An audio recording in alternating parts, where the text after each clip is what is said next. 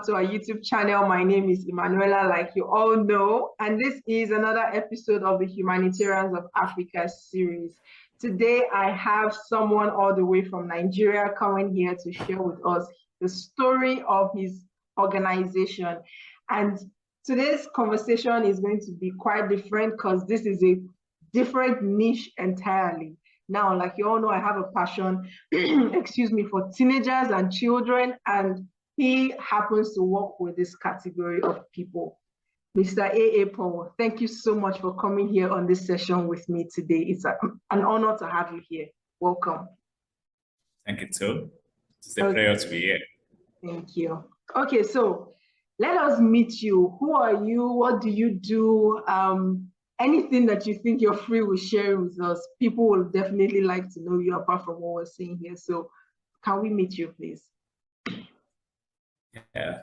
My name is Paul Adanilola Akoinde. I'm the CEO of Familyhood Foundation based in Nigeria. We have our headquarters in Lagos. Our organization is basically into sex and sexuality issues. We do everything to prevent and protect children from unhealthy and from a disruptive and unhealthy sexual influences and behaviors. We also empower parents to protect their children from unhealthy influences and behaviors, and then guide them to make the right and appropriate decisions and choices on matters of sex and sexuality. We also work with children too. We empower them to make choices and decisions that are healthy, that are also intelligent on issues of sex and sexuality. So basically, this is what we do. Wonderful, wonderful. The fact that you chose sex education is actually amazing. And I'm wondering, why exactly did you decide sex education? Is there a story or an inspiration behind why you chose that particular focus for children and young people? This is actually a calling. But however, I think that calling is also birthed from the fact that children have so many issues affecting them. Academics, career, relationship with other people, with parents, with the world and all that.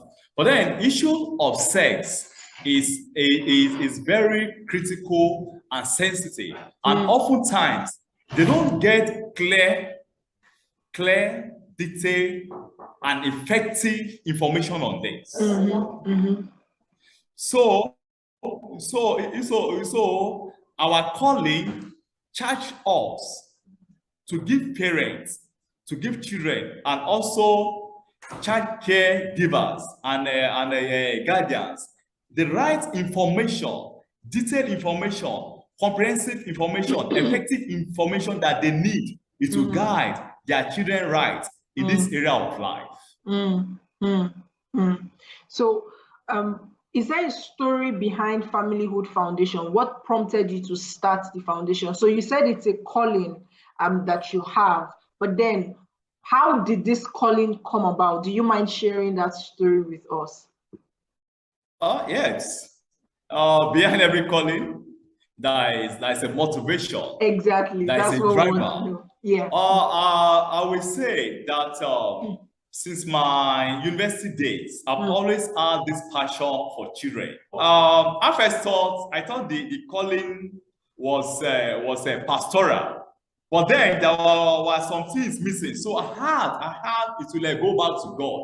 God, what have you called me to do? So the message, everything was that go to that thing you've always been doing. That thing you always been doing. In fact, he said that there is a treasure in your hand a treasure in your hand, which was in potential form, actualize it. And what was that treasure? It was a book. It was titled Button. So I've been on that at that time 2 years, and then it was never published. So God said, there's a treasure in your hand. So in the process of actually turning that manuscript into a book, I was working in the part of my calling of ministry, and then a few other manuscripts in that regard too. So which were all about children, teenagers, and sex and sexuality issues. So that was the birth of this organization or ministry. That's wonderful. That's wonderful. So when you say the right information, you say the proper message about sex. Can you educate us about unhealthy and destructive sexual influences and behaviors? Because there are some parents that may be listening to us right now that do not know about some of these things. Do you mind sharing some light on some of these unhealthy and destructive sexual influences? Thank you very much. When we talk about destructive and unhealthy sexual influences and behavior, there are many, but I will talk about the main influences and behaviors. Yeah. Now, when we talk about child sexual abuse, it is a behavior that is destructive and affects children in many unhealthy and harmful ways. When we talk about rape too, which is also close to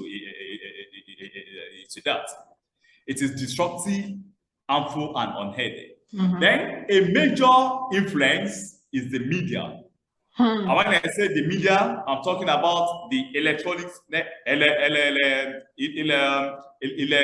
media. I'm talking about the print media. I'm also talking about the new media, which is social media of today. Why are they destructive or unhealthy? Those things are created, they are made for the goodness of man. For man, it will use them to achieve for pleasure, for education, to get information and all that. But at the same time too, they also have another side to them where they are abused or where they are used for purposes that are unhealthy, that are damaging, that are harmful into healthy human growth and development. In what way? Take for instance, because children are in the formative phase of life, where they are very vulnerable, and then they pick things. Whatever they learn, they pick up at that phase is always amplified. Now, there are musics out there who say lyrics contain vulgar languages. You know, there are musical videos out there that the images, the people on display, what they wear, what they do, are very unhealthy. It's like children. There are films, movies out there that the content are not healthy for children to view.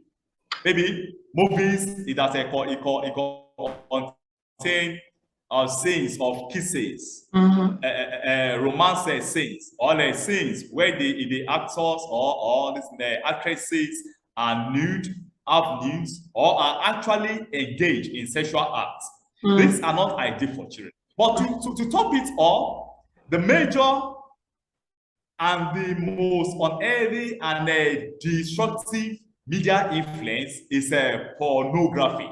An average child stumbles on porn when they are online, maybe doing assignments or on online watching videos and all that. Then something may actually play an image maybe a dancing image, a alluring image may pop up, and then with a click, they land on porn site. At times in their effort is to do homework, school assignments, and all that. Many of them get curious. May want to find out what is sex, and then with that option, they have the textual response to that. They have it in video, they have it in image. So if they make the mistake to click image or video, it is on. It's a porn site. So these are some of the influences, and then the behaviors, the influences too. You may take this or leave it. Ignorance is also an influence. Yeah, true. Misinformation is also an influence. True. Propaganda is also an influence. Now, when a child is denied the right information from the right source, especially when it is about sex and sexuality information and knowledge, which ordinarily should come from the parents, when a child is denied this, the tendency for the child to seek for that information and knowledge from the media, from friends, from any other adult is very hard. Then with this, when this happens and the child is not giving the right information, is not giving the right information, which is very likely to happen, the child will be subjected to premature sex. Such a child, if it is a girl, may get pregnant, maybe unwanted pregnancy, may get pregnant. Such a child may contract sexually transmitted disease. But such a child may be sexually abused. Such a child may later start to abuse other children, or even, to abuse other children. Such a child may become a sex monster. Such a child may get addicted to pornography. Then such a child may become addicted to sex. Such a child may foray into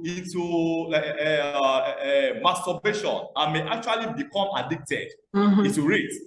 Such a child may actually suffer many sexual dysfunctions in romantic relationship or in marriage later in the future. So like this, in fact, and also such a child may develop an unhealthy view of sexuality. So these are some of the behaviors that may emanate from unhealthy and destructive sexual influence. Thank you so much for that education. Even though it was short, it's really, really, really educative to know that the things that we're taking for granted actually has an influence on the child. It's really saddening. So in the course of your work, how many teenagers or children have you been able to reach, and in how many different locations so far? Well, between September last year and June this year,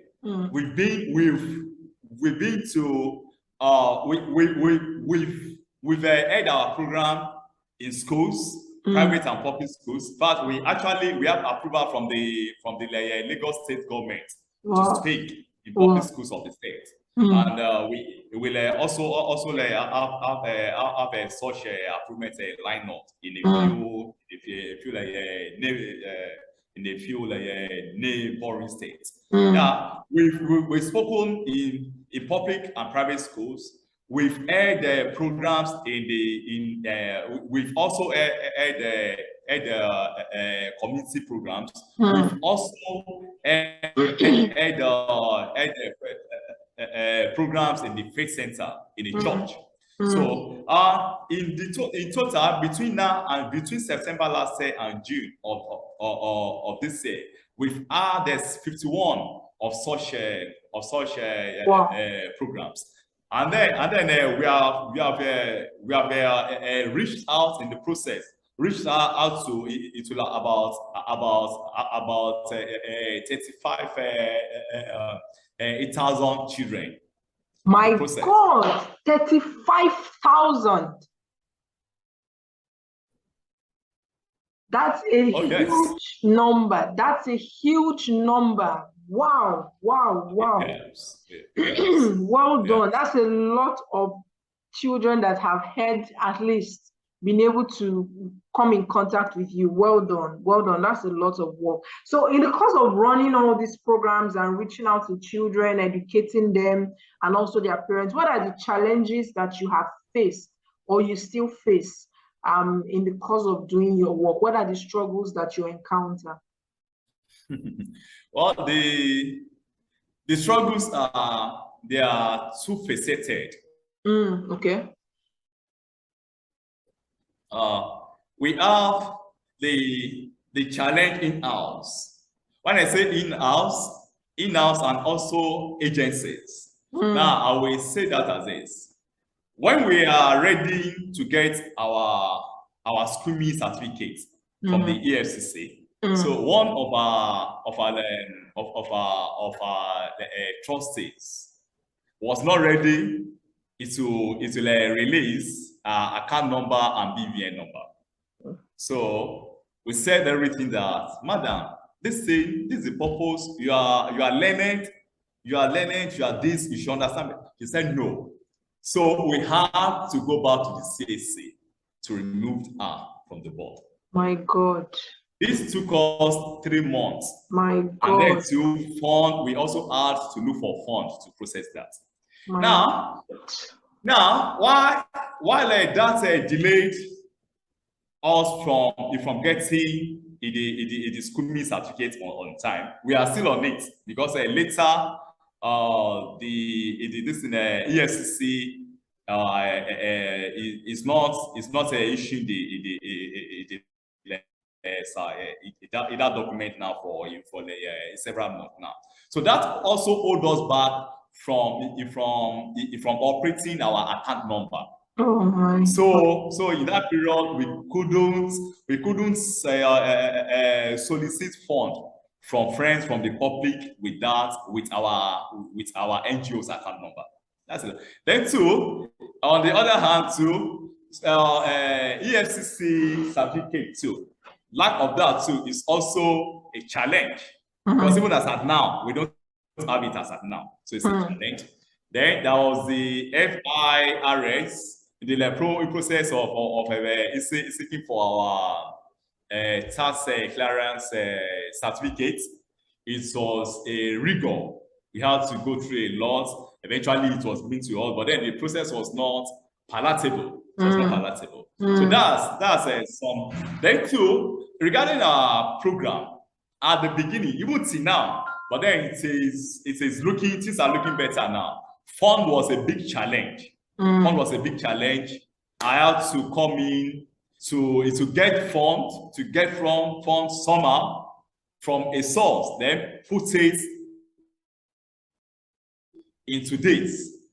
But it was an investment, so to say, because without that fund, it wouldn't have been impossible for us to pursue our program in the public schools. Because in the public schools, you have to do certain things. Buy them face mask, go there with a menu, you know. We need equipment, public address system. We need a slide. We need a projector. We need a laptop. You know, all these cost money. We need money for transportation. Our volunteers have to be given a stipend for their transport and all that. So money was a challenge. Even now it is, but however, we are, and also we will also have literatures that we share with the students. So all this costs money. But now we are getting means get some of these needs met, sorted out from out there. So another challenge is also getting committed volunteers. Getting people to volunteer with you is also a challenge. Yes. Why some believe in the vision, but at the same time too, they also think that there should also be something for them. They should have something then that if we go out, apart from taking care of their transportation, that should be something left over to take care of themselves. So this was a challenge too. Though over time too, we are also learning how to actually drive home our vision. That if they could believe more in the vision, the mission, and then the need for this, for the children, for the family institution, and for the society. And I think it is working gradually. Well, the challenges we also also are the key basic challenges. I can really understand when you have to work with volunteers and you're expecting something, or volunteers who do not really understand the vision that you carry. It's difficult to work with them because there will be a clash of ideas and it doesn't really make sense. But yeah, I think it's a problem every organization gets to face at one point or the other. So you mentioned going to schools and other things that you do. Are there any specific programs you would like the audience to support you on, or to donate to your organization so that you can be able to keep doing the work that you do? Oh, yes. Our program is tagged Safe and Healthy Sexuality Agenda, SASA. So this is what we run in schools. We run that with parents. We run that in the communities. And when we are also invited into like faith centers, we also talk about this. SASA is basically a fusion of SAFE. SAFE is actually talking about child sexual safety, child sexual abuse, awareness and prevention, and rape. Then healthy sexuality is talking about sex education, you know, and child sexual abuse is an aspect. It's actually an aspect of child sex education. So our program is taught that. Now our headquarters is in Lagos State. Yeah. But Lagos State is so huge. We need to have offices in about 6 locations in Lagos State to be able to effectively reach children and the parents. You know, several places on the mainland and the highland. You know, so we need about 6 offices in Lagos State, zonal offices. That's one. Then 2, it is in our goal for this year to have state offices in Oyo State and Ogun State to start with.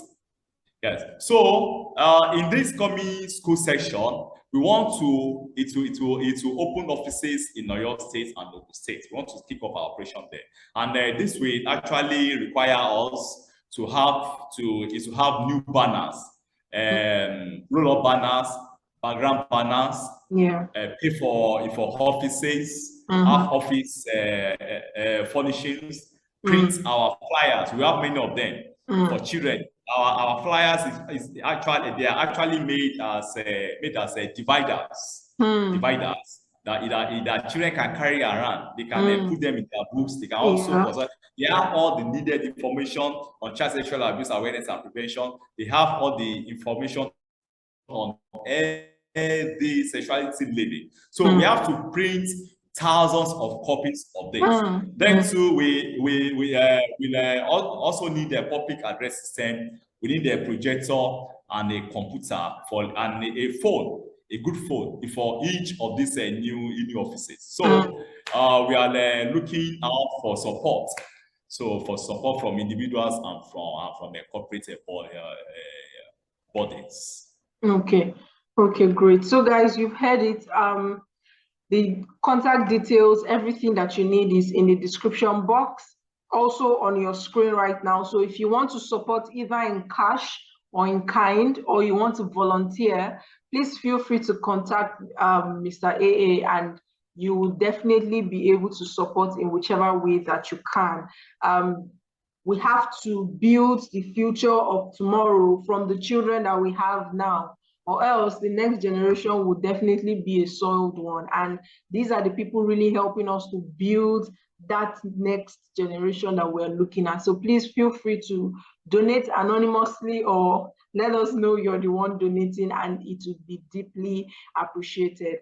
So any final words for parents that are listening to you right now before I let you go? Any final words in 30 seconds, something you want to say to parents listening? Okay, I would like parents to know this.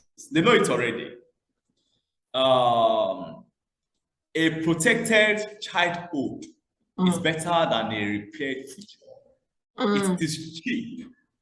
It is cheap, very cheap, to protect our children today from evils all around them, than to be taking them around for counseling, or for the children to be going for therapy, counseling, and all that later in the future, or in their marriage, or to be on medication for a disease or that, or to be seeking a way out from depression, from outbreak, from out there. So if parents can give children the information, the knowledge that they need, the life management skills that they need, if they can rise up to that parental responsibility today, it will help their children now and their future. So I'm appealing to every parent to rise up to this great task of parenting. Thank you so much. Thank you so much. It is better to solve the problem now, avoid it now, than having to want to spend so much money and effort and time solving it in the future. Thank you so much, A.A. Paul, for joining me on this session. It was an amazing educative session with you, and I'm sure that a lot of people also learned. So guys, please, as usual, share this video, because there is someone in your network that would want to support A.A. Paul's foundation and help with the work that he's doing, and also save the lives of other children that are suffering from sexual issues and challenges. So share on your WhatsApp stories, Facebook, Instagram, everywhere. Share to as many people as possible. Thank you so much, A.A. Paul, for joining me on this session. It was educative, like I said before. Looking forward to doing so much with you. Thank you for coming and joining me. Thank you, too. Okay. All right, guys, from us, bye-bye. Thank you. Make sure you watch the next episode. Have a wonderful one. Toodles.